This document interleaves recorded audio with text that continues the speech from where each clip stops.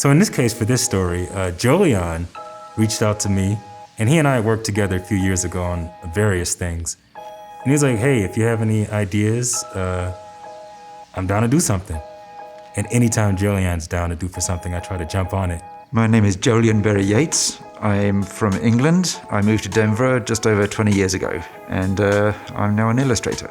Hi, I'm Alan Brooks. I write graphic novels and teach graphic novel writing at Regis University. I'm from Atlanta and have been in Denver for a good long while now.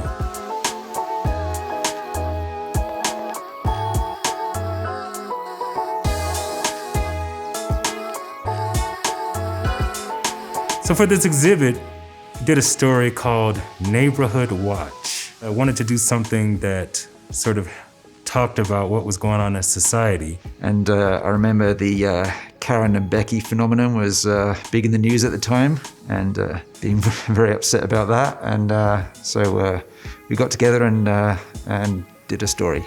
So in the world of comic books, as a writer, it's a really interesting thing, right? Because you have to leave room for the art.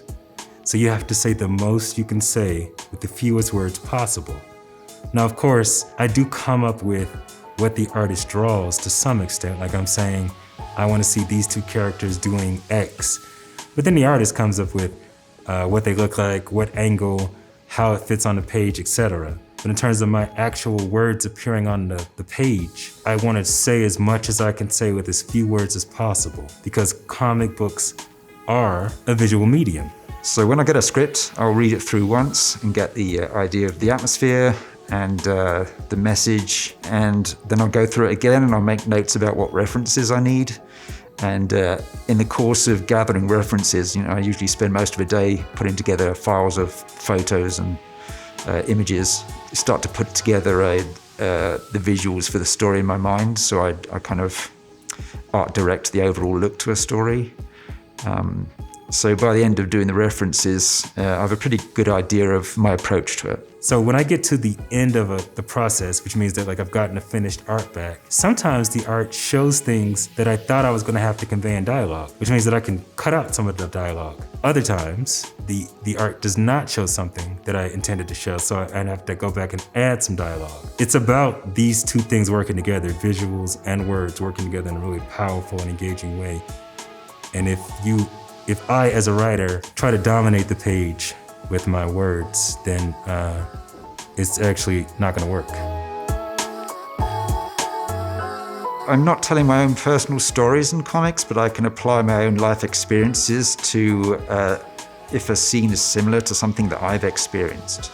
As far as my own personal narrative appearing in my art, I would say not that much, but then my mother, when she reads my stuff, she says, "That's you." So I think, anytime you're creating art, part of you slips in. But up to this point, I'm not so interested in telling stories of my own life. It's interesting that comic books and graphic novels are only recently being accepted as an adult medium in America. In Europe and Asia, they've always been. They've just been like a medium, not a genre, right? So any kind of story can be told. And so it's really interesting to watch America sort of start to embrace that all kinds of stories can be told through comics. And for me, it's really most important to tell stories that reflect upon the world that we live in. I just feel privileged and blessed to be able to use comic books in that way.